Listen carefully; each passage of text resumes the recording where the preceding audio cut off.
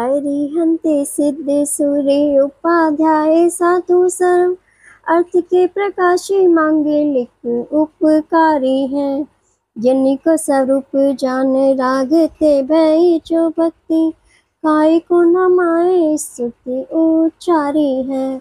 धन्य धन्य तेने ही से काज सब आज भय कर छोड़ बार बार वंदना हमारी है। मंगल कल्याण सुख ऐसो हम चाहते हैं। हो मेरे ऐसी दशा जैसी तुम धारी है। हो मेरी ऐसी दशा जैसी तुम धारी है। हो मेरी ऐसी दशा जैसी तुम धारी है। जय जिनेन्द्र। हमारे YouTube चैनल जिनमार्ग में आपका स्वागत है। हमारा पद्म पुराण ग्रंथ चल रहा है, आप सब ध्यान से इसको सुनिएगा और स्वाध्याय का लाभ लीजिएगा। राजा सुग्रीव और रानी सुतारा का वृतांत, पर्व 10। गौतम स्वामी राजा शैनिक से कहते हैं, हे शैनिक, यह बाली का चरित्र तुझसे कहा। अब सुग्रीव व सुतारा का वृतांत कहता हूँ, तुम सुनो। ज्योतिपुर नगर का राजा अग्निशिखा, उनकी पुत्री सुतारा, जो संपूर्ण स्त्री के गुणों से पूर्ण, पृथ्वी पर रूप गुणों की शोभा से प्रसिद्ध, मानो कमलों का निवास छोड़ साक्षात लक्ष्मी ही आई है। और राजा चक्रांक, रानी अनुमति, उनका पुत्र साहस गति महादुष्ट। एक दिन उसने सुतारा देखी। सुतारा को देखकर कामवासना से अत्यंत दुखी हुआ। निरंतर सुतारा का मन में ध्यान करता, उसने दूत भेजकर सुतारा की याचना की और सुग्रीव भी बार बार सुतारा की याचना करता था। तब राजा अग्निशिखा, सुतारा का पिता, संकट में पड़ गया कि कन्या का विवाह किसके साथ करना चाहिए। तब महाज्ञानी मुनि ने पूछा। मुनिचंद्र ने कहा कि साहस गति की अल्प आयु है और सुग्रीव की दीर्घ आयु है। तब अमृत समान मुनि के वचन सुनकर राजा अग्निशिखा सुग्रीव को दीर्घायु वाला जान अपनी राजकुमारी का सुग्रीव के साथ पाणी ग्रहण कराया।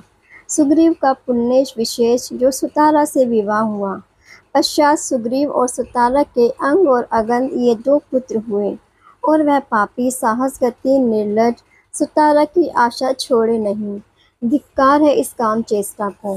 कामाग्नि से दग्ध मन में निरंतर सोचे कि वह सुखदायिनी मुझे कैसे प्राप्त हो।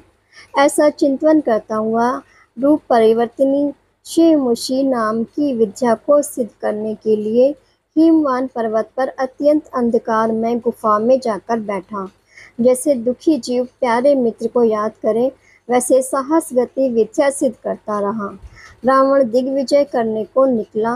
वन पर्वत पृथ्वी आदि की शोभा देखता हुआ संपूर्ण विद्याधरों के स्वामी अंतर्दीपों के वासियों को अपने वश में किया और उनको अपनी आज्ञा स्वीकार कराकर उनके देशों में ही उनको राज्य दिया। और विद्याधरों में सिंह समान बड़े बड़े राजा महापराक्रमी रावण ने वश में किए। उनको पुत्र समान जान बहुत प्रेम करता रहा।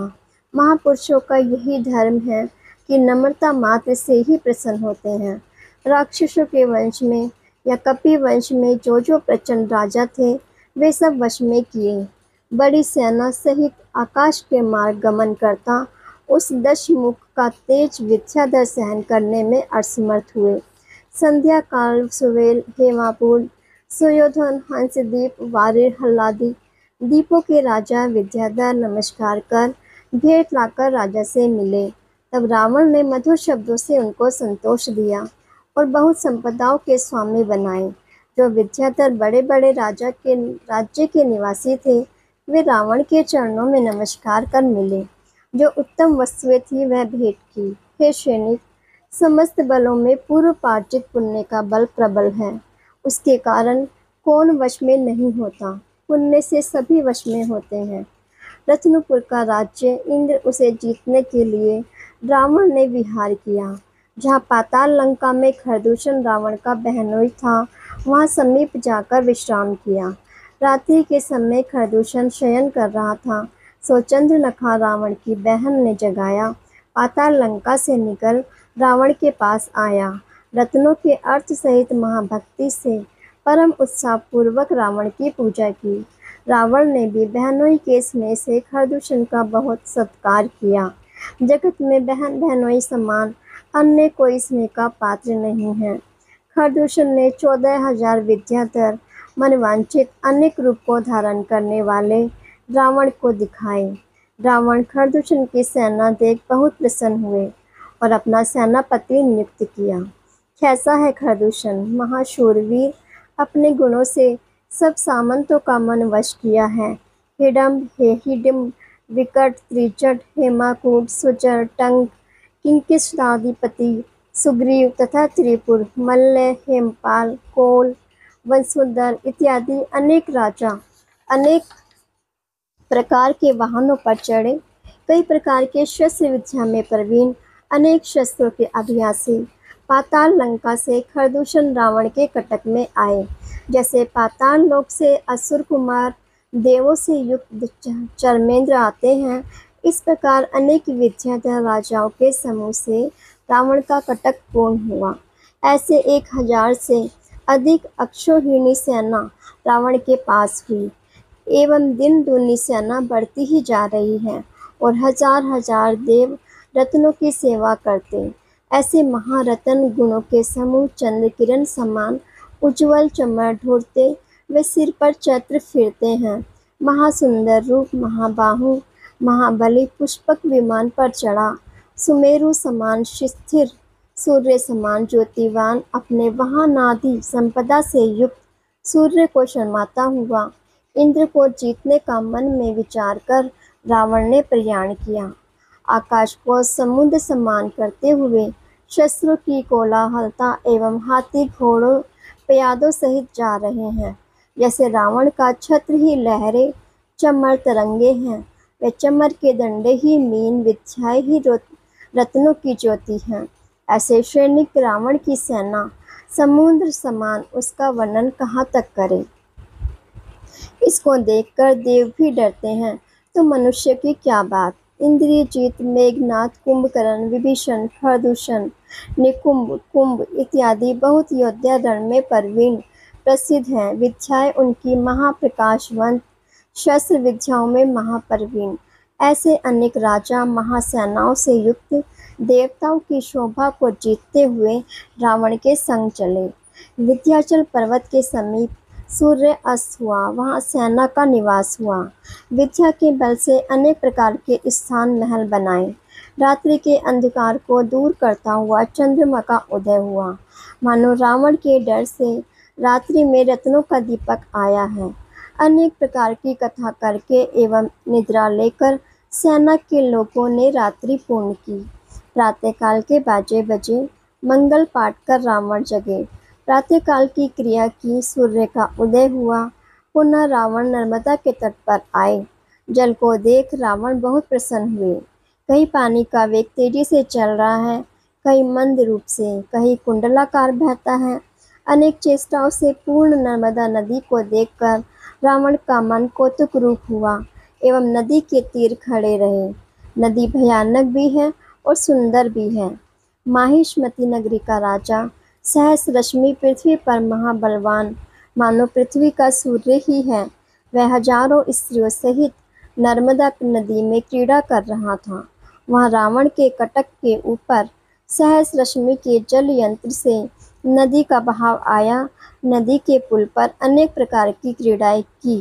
कोई स्त्री मान कर रही थी, उसको प्रसन्न करना, स्पर्श करना, प्रणाम, परस्पर जल क्रीड़ा, हाथ से पुष्पों के आभूषण, श्रृंगार इत्यादि अनेक मनोरंजन किए। मनोहर रूप की धारी जैसी देवियों सहित इंद्र क्रीड़ा करे, वैसे राजा सहस रश्मि ने रानियों के साथ क्रीड़ा की। रेत के ढेरों पर, नदी के पत्थरों पर रत्न एवं मोतियों से युक्त स्वर्ण के आभूषण टूट कर गिर गए, वह भी नहीं उठाए। जैसे मुरझाई हुई फूलों की माला को कोई नहीं उठाते। कोई रानी चंदन के लेप से युक्त होकर जल में क्रीड़ा कर रही थी तो जल सफ़ेद हो गया। कोई रानी केसर से लेप कर जल में क्रीड़ा करने लगी तो वह जल स्वर्ण के समान पीत वर्ण का हो गया। कोई रानी ने पान के रंग से जल को लाल किया, कोई रानी ने आँखों का अंजन धोकर जल को श्याम कर दिया। सभी रानियों के आभूषणों के सुंदर शब्द ही राजा के मन को मोहित करते थे और नदी के जल के बहाव की तरफ रावण का कटक था। सो रावण स्नान कर शुद्ध वस्त्र पहन अनेक प्रकार के आभूषणों से युक्त नदी के किनारे बालू का चबूतरा बनाकर उसके ऊपर वैडूर्य मणियों के दंडों से मोतियों की झालर युक्त चंदोवा लगाकर श्री अरहंत भगवान की महाद्रव्यों से पूजा कर रहे थे। बहुत भक्ति से पवित्र स्त्रोतों को पढ़ स्तुति कर रहे थे। तब सहस रश्मि के क्रीड़ाओं से जल का प्रवाह तेजी से आया। तब रावण की पूजा में विघ्न हुआ। रावण प्रतिमा जी को लेकर खड़े हो गए और क्रोध से कहा, यह क्या हुआ? तब सेवकों ने कहा कि हे नाथ, यह कोई महाक्रीड़ावंत पुरुष सुंदर स्त्रियों के साथ अनेक प्रकार की जल से क्रीड़ा कर रहा है और सामंत लोग शस्त्रों को लेकर दूर दूर खड़े हैं। अन्य राजाओं की सेना चाहिए, लेकिन उसके लिए सेना तो शोभा मात्र है और उसका पुरुषार्थ ऐसा है जो अन्य स्थान पर दुर्लभ है। बड़े बड़े सामंतों से भी उसका तेज सहा न जाए। जैसे स्वर्ग में इंद्र है, परंतु यह तो प्रत्यक्ष ही इंद्र देखा। यह बात सुनकर रावण क्रोध को प्राप्त हुए। बोहे चढ़ गई, आंखें लाल हो गई, ढोल बाजने लगे, वीर रस का राग होने लगा। रावण ने अनेक राजाओं को आज्ञा दी कि यह सहस रश्मि दुष्ट आत्मा है, इसे पकड़ लाओ। ऐसी आज्ञा कर स्वयं नदी के तट पर पूजा करने लगी। रतन स्वर्ण के पुष्पों सहित सुंदर द्रव्यों से पूजा की। विद्याधरों के राजा रावण की आज्ञा शिरोधार्य कर युद्ध को चले।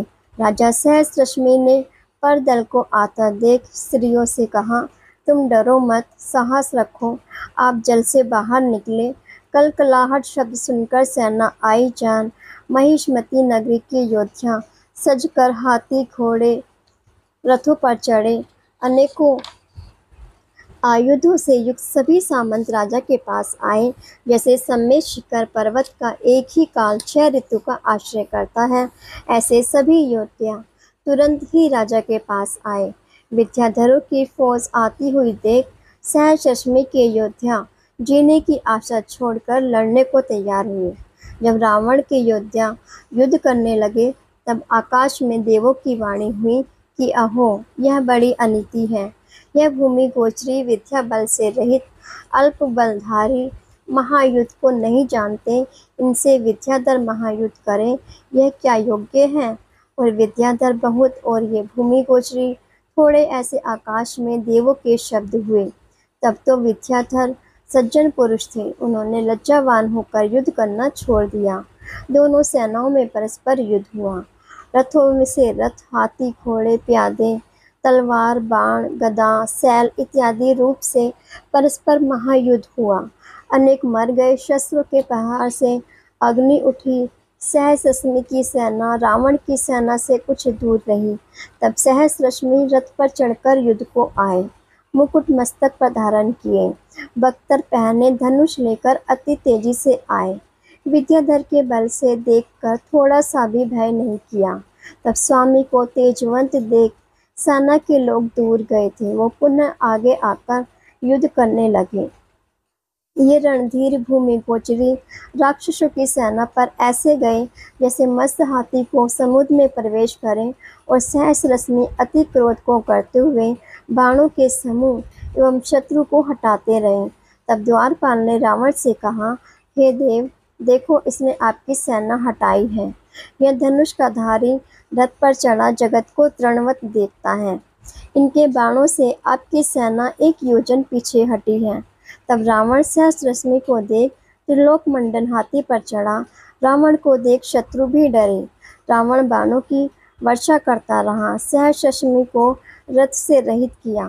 तब सहस रश्मि हाथी पर चढ़कर रावण के सन्मुख आया और बाण छोड़े।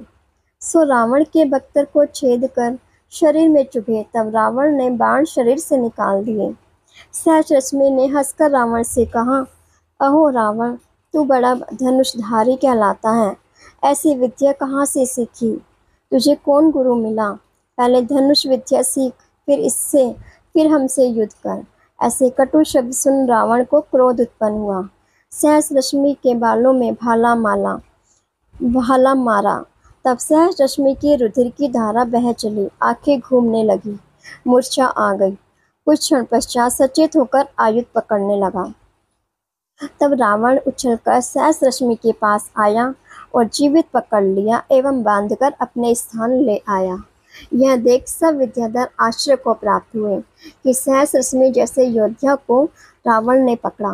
कैसा है रावण? धनपति यक्ष को जीतने वाला, यम के मान को मर्दन करने वाला, कैलाश पर्वत को उठाने वाला। सहस रश्मि का यह वृत्तांत देख सूर्य भी अस्ताचल को प्राप्त हुआ। रात्रि का समय हुआ। अच्छा बुरा कोई नजर नहीं आ रहा था। युद्ध में जो योद्धा घायल हुए थे उनका वैद्यों से इलाज कराया और जो मर गए थे उनको उनके परिवार के लोग रण क्षेत्र में ले गए। उनका दाह संस्कार किया। रात्रि व्यतीत हुई। प्रातःकाल के बाजे बजने लगे। तब सहस रश्मि का पिता राजा शतबाहु जो मुनिराज हुए थे, उनको जंगाचारण रीति प्राप्ति थी। वे महातपस्वी, चंद्रमा के समान कांतिवान, सूर्य समान दीप्यमान, मेरु समान स्थिर, समुद्र समान गंभीर ऐसे मुनिराज सहस रश्मि को पकड़ा। सुनकर जीव दया के रक्षक शांति चित्त जिन धर्मी जान रावण के पास आए। रावण मुनि को आते देख उठकर सामने जाकर चरणों में झुककर भूमि पर मस्तक लगाकर नमस्कार किया। मुनि को काष्ठ के सिंहासन पर विराजमान कर रावण हाथ जोड़कर भूमि पर बैठे। अति विनय सहित मुनि से कहते हैं, हे भगवान, कृपा निधान, आप कृत्य कृत्य हो। आपका दर्शन इंद्रादिक देवों को दुर्लभ है। आपके आगमन ने मेरे मन को पवित्र किया। तब मुनि इनको शलाका पुरुष जान प्रशंसा कर कहते हैं, हे दशमुख, तू बड़ा कुलवान, विभूतिवान, देव गुरु धर्म भक्ति में भाव से युक्त है। हे दीर्घायु, शूरवीर, क्षत्रियों की यही रीति है, जो आपसे लड़े उसका पराभव कर उसे वश करे। ऐसे तुम महाबाहु परम क्षत्रिय हो, तुमसे लड़ने को कौन समर्थ है?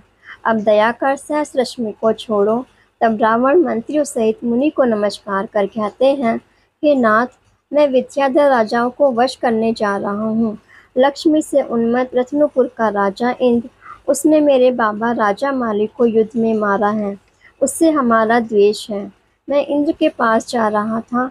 मार्ग में नर्मदा नदी के तट पर बालू के चबूतरे पर भगवान की पूजा कर रहा था। इसने उपहास किया और जल यंत्रों की क्रीड़ा की, सो जल का वेग निकल कर आया। इससे मेरी पूजा में विघ्न हुआ, इसलिए यह कार्य किया। बिना अपराध के मैं द्वेष नहीं करता, और मैं इनके पास गया तब भी क्षमा नहीं मांगी। परमार्थ से बिना जाने मेरे से ये कार्य हुआ है, तुम क्षमा करो। यह नहीं कहा, उल्टा मान के कारण मेरे से युद्ध करने लगा और कटु वचन कहे। मैं भूमि गोचरी मनुष्य को जीतने में समर्थ नहीं हूँ, तो विद्याधरों को कैसे जीतूं? कैसे हैं विद्याधर? अनेक प्रकार की विद्याओं से महापराक्रमी, इसलिए जो भूमि गोचरी मानी है उनको मैं पहले वश करूं, पश्चात विद्याधरों को वश करूं। मैंने सहस रश्मि को वश किया, अब छोड़ना ही न्याय है। फिर आपकी आज्ञा समान और क्या। कैसे हैं आप? महावीतरागी, वैरागी, तपस्वी, साधु, महापुण्य के उदय से आपके दर्शन होते हैं। ऐसे वचन रावण के सुन इंद्रजीत ने कहा, हे नाथ, आपने बहुत योग्य वचन कहे। तब रावण ने मारीच मंत्री को आज्ञा की कि सहस रश्मि को छोड़ ले आओ। सहस रश्मि आकर अपने पिता जो मुनि, उनको नमस्कार कर बैठ गया। रावण ने सहस रश्मि का बहुत सत्कार कर बहुत प्रसन्नता से कहा, हे महाबल, जैसे हम तीनों भाई वैसे चौथा तू।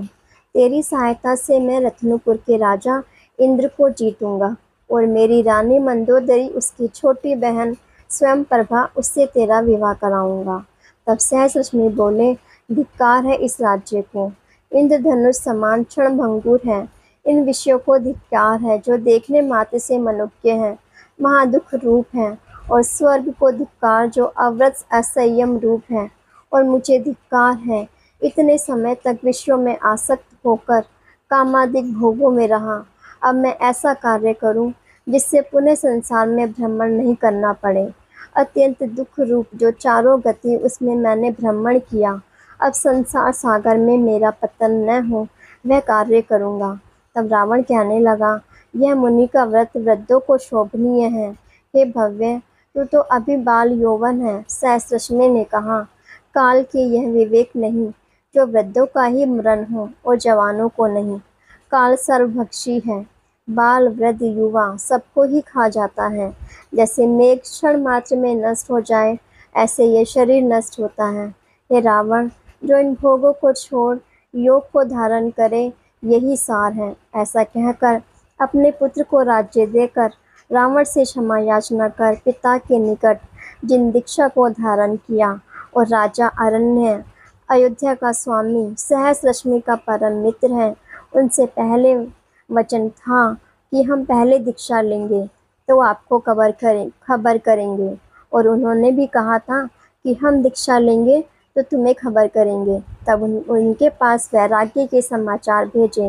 राजा सहस्रश्मी का वैराग्य सुन राजा अरण्य सहस्रश्मी के गुण स्मरण कर आंसू भर दुख किया और विषाद को छोड़ अपने समीपवर्ती लोगों से कहा, जो रावण शत्रु का वेश बनाकर सहस्रश्मी का परम मित्र हुआ, जो ऐश्वर्य के पिंजरे में राजा रुक रहे थे, विषयों से मोहित थे, सो पिंजरों से निकाल।